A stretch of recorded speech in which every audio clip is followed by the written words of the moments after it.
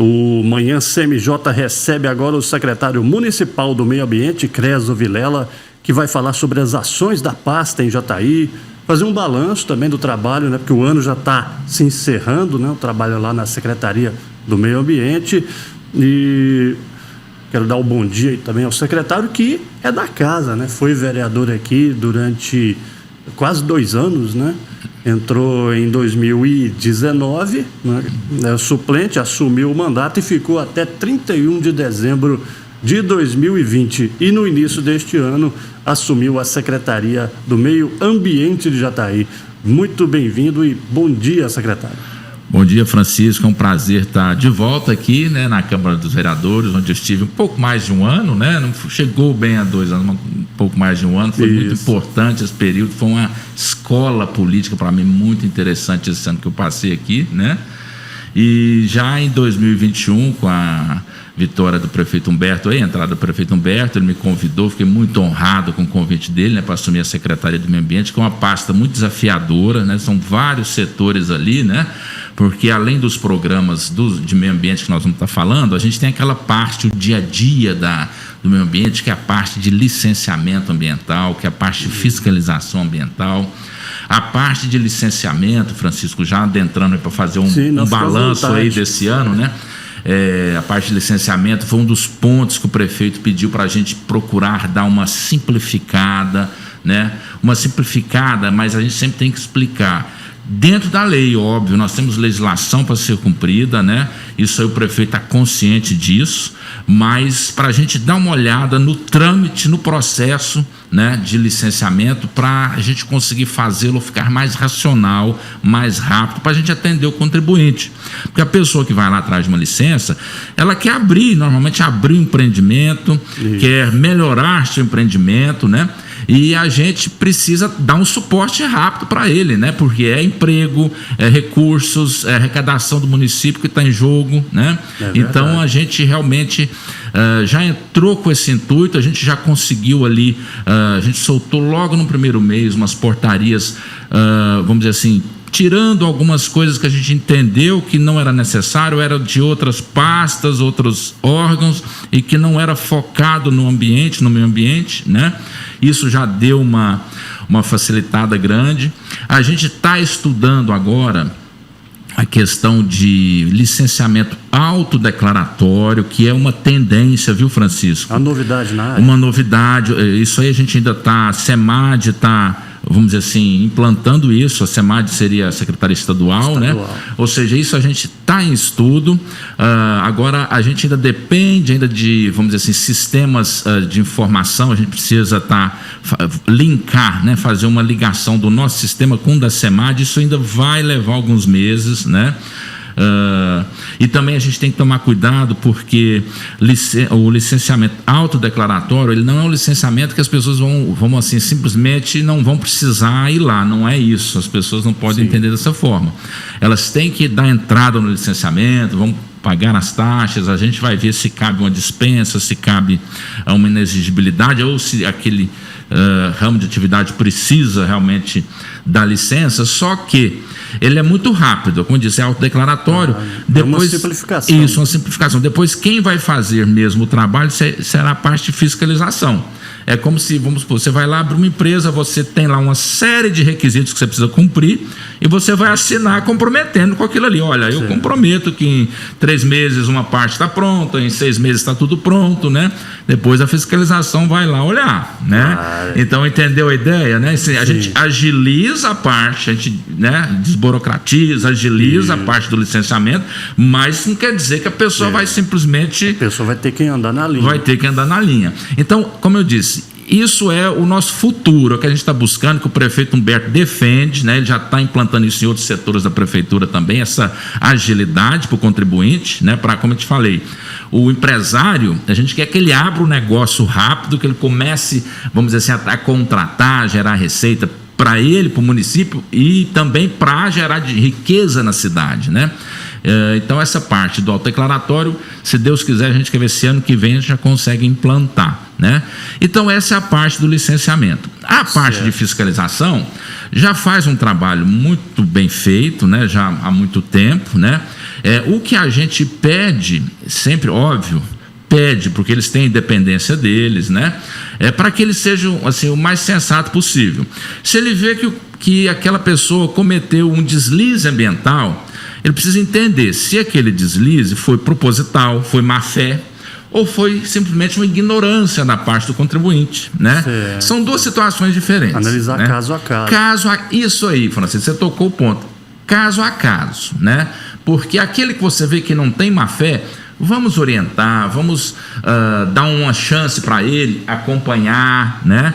Agora, aquele que a gente vê que já é má fé, não. Ali realmente é punido e multado, e a fiscalização também acompanha para ver se está fazendo certinho, né?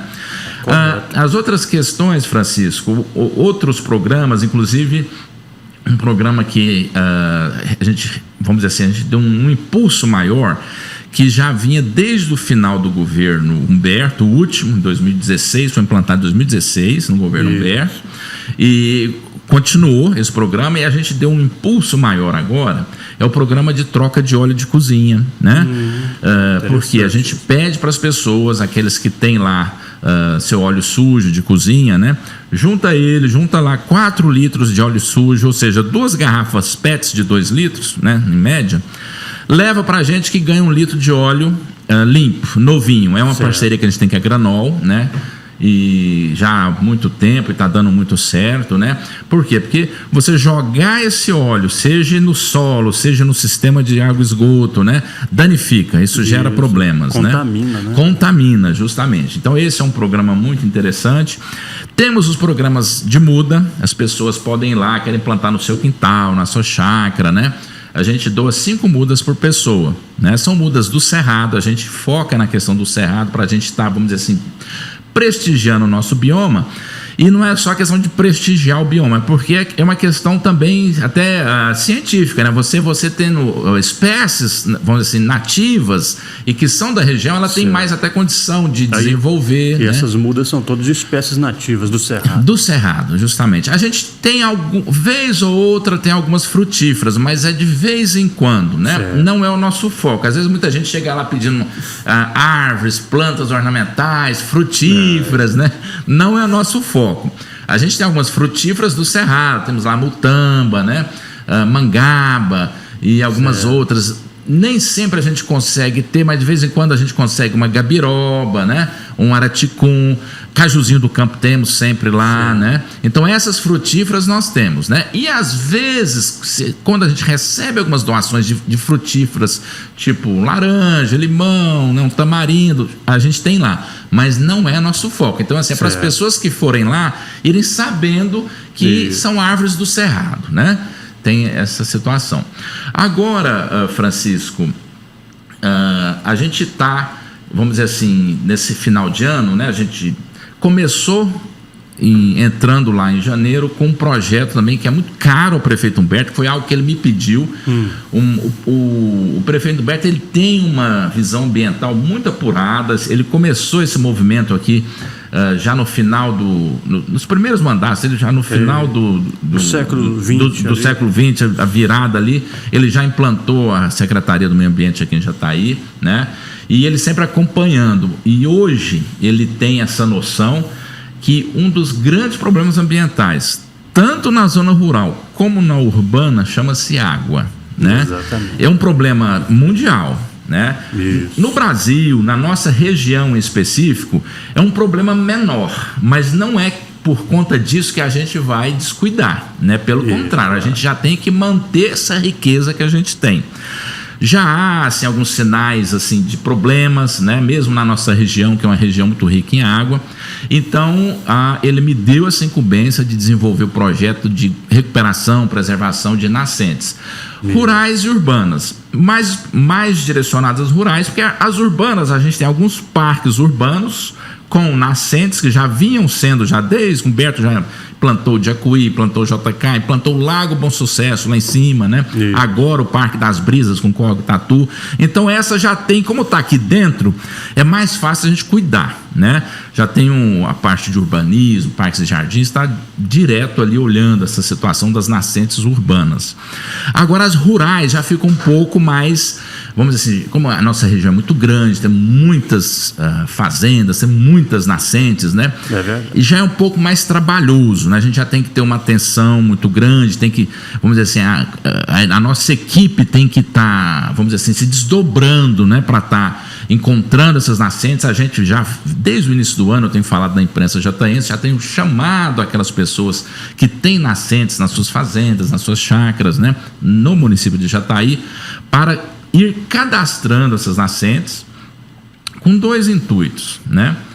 O primeiro é áreas de pecuária, onde tem pisoteio de gado na região de nascente. Sim. Nessas regiões, Francisco, nós vamos cercar a nascente, né?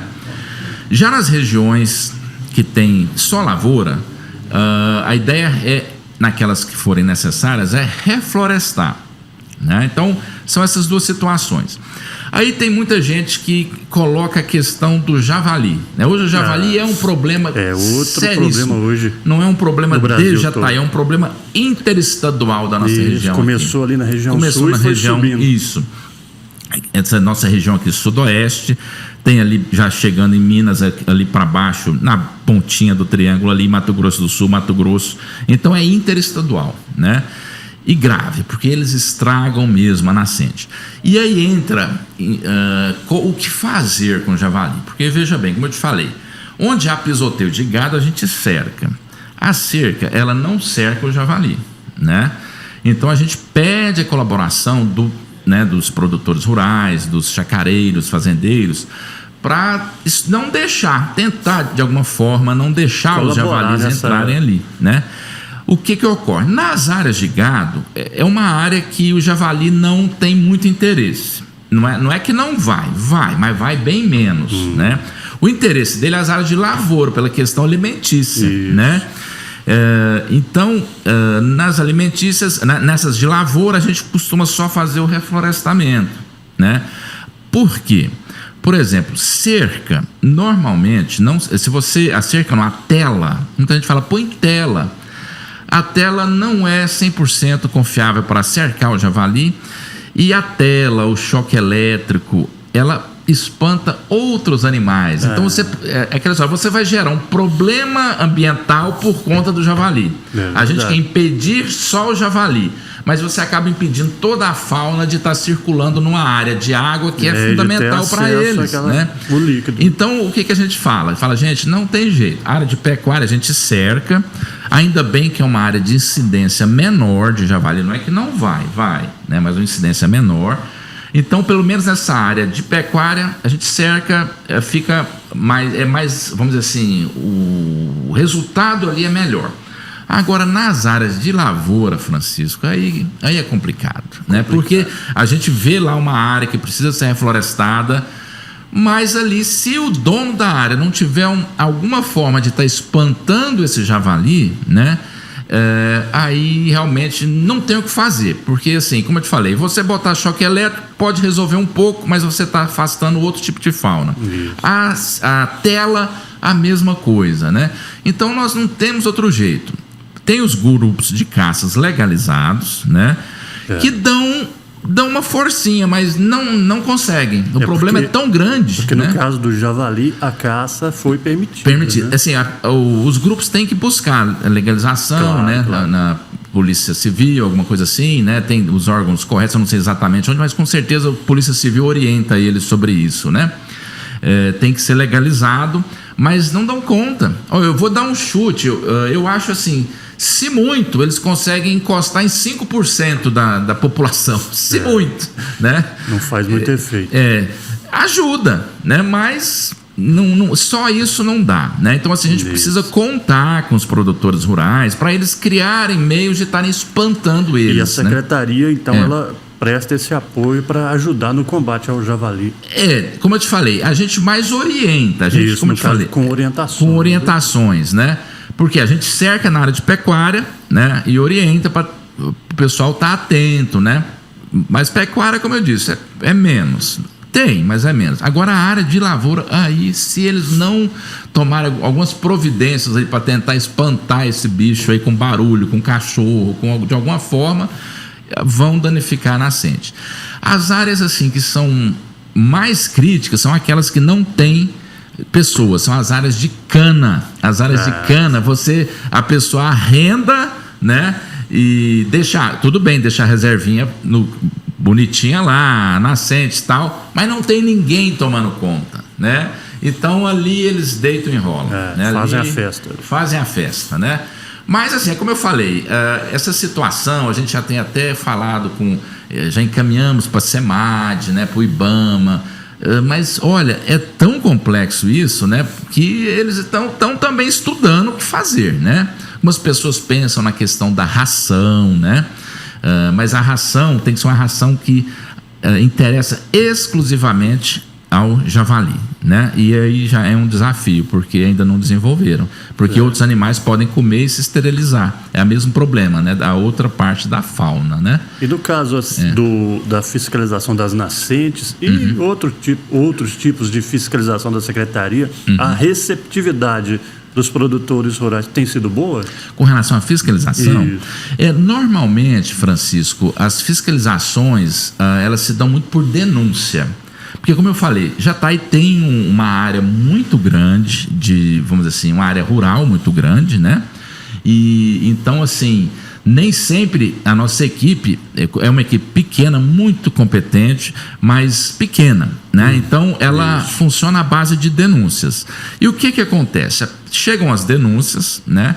Aí o grupo vai apurar as denúncias na região A, B e C. E nesse trajeto para apurar a denúncia, eles já aproveitam e fazem uma checagem naquela área, em outras regiões próximas, né? Tem funcionado bem assim. Normalmente, as pessoas entendem, como eu te falei, aquelas pessoas que cometem um dano ambiental por boa fé, ignorância, não sabem o que está fazendo, são muito tranquilos, recebem muito bem, né? E o pessoal está orientado a orientar, olha, faz assim, não faz isso de novo, liguem para a gente lá, converse com o meio ambiente, vê o que você pode fazer, o que você não pode fazer. Esse pessoal é tranquilo. Agora tem aquela minoria que sabe que está fazendo problema, então às vezes esse pessoal já é um pouco mais refratário, né, a ação fiscal, né? Mas é uma minoria. Eu acho, Francisco, assim, que Jataí, de um modo geral, até por esse trabalho todo aqui que o município tem feito, né? Como te falei, o prefeito Humberto começou isso há mais de 20 anos atrás, né? O pessoal daqui está muito mais sensível às questões ambientais, né? E assim, agora o que eu queria te falar, porque eu já falei assim do grande problema ambiental, que é o javali. Isso. Mas, ao mesmo tempo, a gente está muito feliz lá na secretaria que a gente conseguiu já, desde setembro, colocar em operação, né, vamos dizer assim, a nossa ação, né, nosso programa de cercamento e de reflorestamento, porque a gente ficou nesse início de ano, primeiro planejando e depois estruturando a operação. A parte da estrutura que foi um pouquinho mais demorada, você precisa contratar pessoas especializadas, você precisa de material, e a pandemia, ela realmente atrapalhou muito essa questão de material, arame em falta, madeira em falta, né? Geral, é um problema, hoje é um problema mundial, essa questão problema de oferta, né? De produtos, né? Então, mas graças a Deus, em setembro começamos as operações de cercamento. Tem tido uma resposta muito boa, né?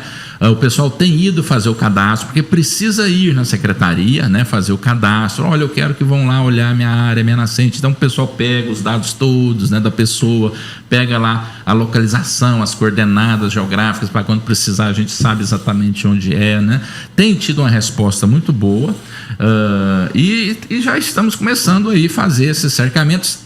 Especificamente agora, nesse final de mês de novembro, dezembro e janeiro, a gente está focado mais em reflorestamento, né? Por quê? Porque a gente tem que aproveitar essa janela de chuva, né?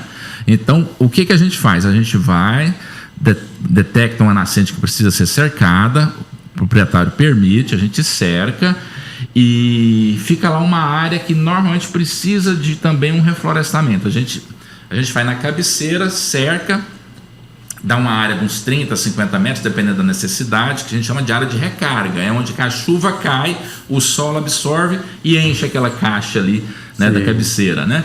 E então, normalmente a gente precisa também plantar, né, em torno ali algumas árvores, né? E aí esse trabalho de plantio, de reflorestamento, nós temos essa janela só de praticamente 3 meses, né?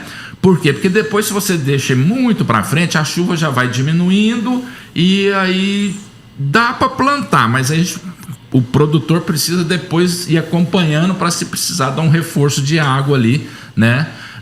Quando terminar as chuvas, né? Porque se você planta já novembro, dezembro, início de janeiro, essa chuva inicial ali é muito importante, né? Então vamos dizer assim, durante o ano a gente cerca, e nessa janela de 3 meses, principalmente, a gente vai lá e faz um reflorestamento, né? Então tá assim, a gente está muito animado, a gente sabe que a gente vê, né? A gente conversa com os produtores, alguns que já fizeram isso, né? E eles falam, olha, é questão de 2, 3 anos, você vê que a água, a quantidade de água que começa a voltar para aquela propriedade é enorme. E esse impacto, primeiro impacta aquela propriedade e depois impacta a região inteira, né? Isso vai para o nosso Rio Claro aqui, né? A gente tem um foco muito grande, não só, mas muito grande aqui nessa região da cabeceira aqui da Bom Sucesso, do Paraíso, que é a parte de cima do Rio Claro, de cima da captação do Rio Claro, né? Que é da Saneágua aqui, né? É aquela água que chega ali, né? Que a gente precisa, né, tá captando ali para Saneágua, né? Então é uma região do Bom Sucesso, Paraíso. Fizemos um cercamento, né? Muito importante, a gente divulgou bastante aí, até na internet, nas redes sociais. Foi um trabalho muito interessante ali, justamente numa área do Paraíso ali, né? Então assim, a gente está muito animado, né? Com esse programa aí, né? Porque, como eu te falei, água já está virando guerra em muitos lugares do mundo aí. É verdade. Graças a Deus, o Brasil, né, na grande maioria do país, exceto ali no Nordeste, numa região do semiárido ali, o restante do Brasil é muito bem abençoado com a questão da água, né? E com programas como esse. Isso, mas é como eu disse, né? É como eu disse, mesmo que temos abundância, temos que já começar a ter um uso racional dessa água, né? Trabalhar direitinho com essa água para a gente não ter problemas no futuro, né? Secretário Creso Vilela, para fechar então a nossa entrevista, recentemente a Câmara aprovou um requerimento do vereador Vicente Mantelli, em que ele pede à pasta que o senhor dirige, né, que seja feita uma análise da água potável de Jataí. Esse requerimento já chegou para vocês? Ou a análise é feita assim normalmente? O senhor pode dizer sobre esse assunto? Olha, se eu não me engano, já chegou esse requerimento lá do vereador. Só que essa questão da água tem nós temos dentro da secretaria, nós temos a direção lá, a área de saneamento, fiscalização e saneamento, né, que monitora, fiscaliza essa parte aqui em Jataí de água, de esgoto, né? E então assim, eles têm um acompanhamento constante e pelo nosso acompanhamento está satisfatório. Às vezes alguma pessoa fala apropriada para o consumo. Às vezes alguma pessoa, ou então às vezes em algum local, uma coisa muito localizada, Francisco, pode surgir algum problema. A gente já aciona, o pessoal denuncia, a gente já aciona a Saneágua, às vezes a BRK, dependendo se for esgoto, né? E eles prontamente vão lá e levantam essa situação, né? A gente teve um caso recente que foi ali no Parque das Brisas, né? Algumas pessoas caminhando viram uns peixinhos ali mortos, né? E já ficaram todos alvoroçados, né? Com razão, né? A gente olha, acha que é uma coisa muito grave, né? E denunciaram, fizeram certinho, liguem lá na secretaria no 3632-4099 e o pessoal já correu lá, já acionou o Saneágua já coletou água, não detectou nada demais na água. O que pode ter acontecido, né, foi porque Jataí tem mudanças, dependendo da época, mudanças bruscas de temperatura. Durante o dia muito quente, à noite esfria. Isso aí às vezes afeta aqueles peixes, se eu não me engano, não era bagre não, eu esqueci o nome, aquele peixe que fica mais aquele que tem uma barbataninha assim, eu esqueci o nome dele, não é o bagre não, é aquele que fica bem no fundo do lago, né? Sim. Aqui, aqueles peixes, eles são mais sensíveis a esse choque de temperatura, né? Então foi isso. Foi muito correto a atuação das pessoas, né? Viram um problema, pode ser uma coisa simples ou uma coisa grave, a função deles foi correta, eles denunciaram, olha gente, está acontecendo isso, corre aqui para ver, tem que ser assim, né? Agora, Mas aí já começou aquela boataria em rede social, porque a água de Jataí, porque o laguinho lá, o peixe está morrendo. Não, e não foi nada disso. A SENAG foi lá, detectou, não tem problema nenhum na água. Foi simplesmente, tudo indica um choque térmico, né? Alguns falam que às vezes esse choque térmico libera também amônia, que isso pode, alguns peixes podem serem afetados, né? Então, mas de um modo geral, com a água que o jataiense bebe, a nossa diretoria de fiscalização está em cima, é uma água de qualidade. Ok? Certo. Muito obrigado, então, secretário do Meio Ambiente, Creso Vilela, pela primeira vez aqui no nosso Manhã CMJ. Isso. E espero que o senhor volte mais vezes com novidades na área. Ok. E fica aberto, então, para as suas considerações finais, se tiver algo que a gente não mencionou. Não, a gente conseguiu fazer um balanço, como eu te falei, a gente tem projetos aí, né? Para o ano que vem, o prefeito Humberto sempre me cobrando a questão do programa dele, né? Porque assim, ele está satisfeito, mas ele fica em cima, né? Olha, precisamos intensificar, né? Vamos, né? Se precisar aumentar a equipe, vamos aumentar, né? Mas assim, é um programa que eu te falei que é muito especial para ele, né? E a questão das licenças é algo que provavelmente futuramente eu venho estar conversando com você. A gente está conversando ainda, está em projeto, em planejamento, conversando com a SEMAD, né? E vamos ter novidades nessa área, se Deus quiser agilizar muito mais esse processo aqui em Jataí. Também é uma prioridade do prefeito Humberto, né? Tanto na área ambiental como na prefeitura como um todo. É desburocratizar, é facilitar, é agilizar. Ele quer que aquele empreendedor que venha para Jataí, né, chegue, fala, quero abrir uma empresa, e que em 2 dias ele está abrindo, né? Com tudo Perfeito. pronto, tudo certinho, cumprindo a lei, né? Claro. Mas que seja rápido. Então é isso, Francisco. Eu agradeço demais o espaço. Estou sempre à disposição de vocês lá na Secretaria do Meio Ambiente. E foi um prazer estar falando com vocês hoje. Muito obrigado. Prazer foi nosso. São 10h51. Nós vamos para o pequeno intervalo, Jorge, e voltamos com o resumo esportivo, que hoje o Paulo Sérgio PC vai conversar com os ciclistas jataienses que estão brilhando lá fora, a Cristiane Assis e o Cristiano Pereira